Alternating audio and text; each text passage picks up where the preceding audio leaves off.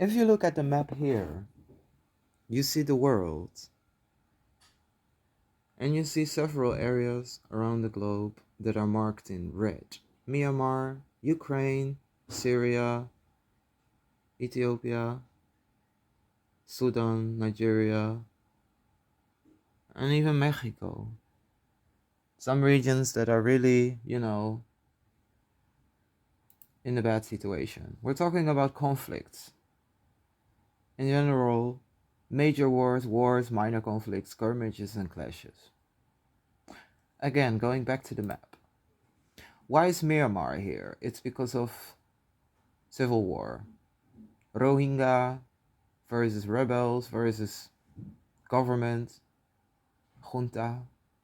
When we're talking about Syria, the civil war went on there for so many years. You all know the war in Russia. Well, they call it Russia, but it's Ukraine. They try to invade and occupy. But hey, some people try to turn it around and call Ukraine Russia. Then you have the situation in Nigeria, Boko Haram. And well, let's just call most of Africa is extremism they are fighting against. And Northern America, of course, with Mexico, the drug war. The northern part of Southern America, it's the same situation. Combination of drug war as well as geopolitical drama. If you look at the Middle East, religious extremism. Afghanistan, Iraq, Pakistan, Yemen, Somalia, Kenya, Central African Republic, Mali, Burkina Faso. Can I go on? Too much drama with religion. That's what's going on. But what I want to talk about is geopolitics. You see, um, when there is so much war, so much chaos, people cannot connect the dots. They cannot understand like what's really going on. And in order to understand what's going on right now, you need to look at the history. First of all, the whole Middle East, whole Africa has been a shit show for more than 100 years. It's because of us playing a role, us being colonizing these countries. Southern America has had the same drama, and Central America as well. The whole world is in a lot of drama because of decisions made more than 100 years ago. The whole Israel situation has to do with the Balfour Declaration, has to do with the First World War, with the Ottoman Empire collapsing and the British taking over, together with the French. But hey, France took Damascus and Beirut, and Israel or Jerusalem and Jaffa and Tel Aviv went to Britain. That's how it went, and Cairo as well. The cards were shifting after First World War when so-called victors made decisions. In Europe, we suffered the consequences of the Treaty of Versailles, where the Germans were punished so severely that they were just pushed into the arms of the most worst dictator ever, Hitler. But we also did the same to the Russians by excluding them, pushing them into the hands of Lenin and Stalin. And we have done this to many other countries like Japan and now China and again Russia, but they also have made their own mistakes too. Why do these things happen, ladies and gentlemen? These things happen mostly because of national resources, geopolitics, and now we have climate change, which is making it even more likely to have geopolitical conflicts because our national resources are diminishing. We aren't able to use all of them anymore, so we have to find different resources. So now we also have the sea level rising. So our land is becoming sparse. It's getting hotter and then it's getting wetter. You know, it's getting harder even to grow crops under normal circumstances. Let go when it's raining for 2 weeks and then it's dry for the rest of the year. It stays dry. Sorry for my mispronunciation. But that's the problem.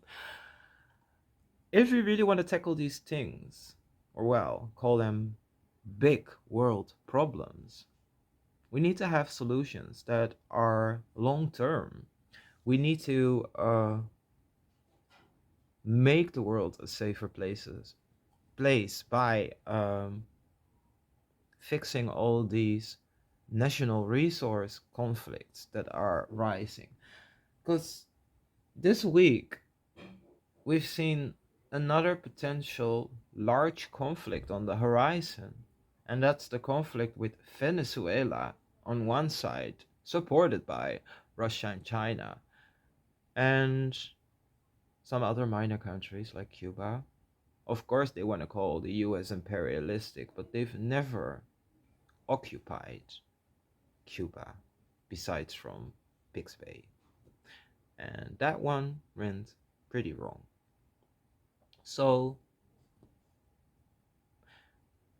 there is a conflict there on the horizon between Eastern powers again, Russia, China, Venezuela, and Western powers, Guyana, of course, but also countries like the United States, Britain, the Netherlands, EU. And that's the problem. When hotheads or stressed people in politics makes decisions, they make decisions based upon the mood of the society. And when the society is also stressed, then the decisions aren't really that smart sometimes. They're too emotional. It's just as with elections. You hold elections, and in the media and the politicians themselves, they make such disgusting statements to create tensions, and that's going to make people vote based upon emotions. But you should not vote based upon emotions. You should not make decisions based upon emotions, but your rational part, which is your brain. Like you make decisions based upon, hey, maybe this is going to help me. Maybe this is going to help my neighbor. Maybe this is going to help my country, the economy, the industry, as well as well-being of the people. Climate is one of those issues too, just as is war, a preventing of war, because war is never going to give you a peaceful life, never, and it's never going to bring a solution. But how do we prevent this? That's another story. But I definitely miss sometimes people explaining us what's really going on. Because if you look at Ukraine, the Ukraine war, the invasion by Russia, after that you suddenly got Sudan, where Russia was involved by Wagner. All these military coups in Africa where Wagner was involved. And then all of a sudden you got a war between Hamas and Israel, where Russia suddenly is saying we have to stop Israel. And oh yeah, who did support Hamas? By drones? Maybe even the Wagner Group did that. And now we have another country where Russia is supporting a country, and suddenly the country says, hey, we're gonna claim this as our country. If countries can get away from claiming someone else's country, someone else's plots, or houses, or neighborhoods, or even whole provinces, then, annexing, then you're reaching a stage where nobody cares about justice anymore. Nobody cares about stability, and we all are gonna do what the fuck we want. And in the last few years, it feels like some countries around the globe feel like they can do what the fuck they want, and especially if we don't hold them accountable, it's gonna be bad. Because 75 to 80 years ago, we didn't have nuclear weapons until Hiroshima. And now we do. And besides from that, we're having issues with our weather. Let's just call it like that. We can call it climate, but maybe look at the weather. Maybe it's weird to have a barbecue during New Year's Eve, Christmas, where you used to have snow. Maybe it's a bit weird to have a summer where you can't sit in your house anymore because it's 45 degrees, whilst it normally used to be 32.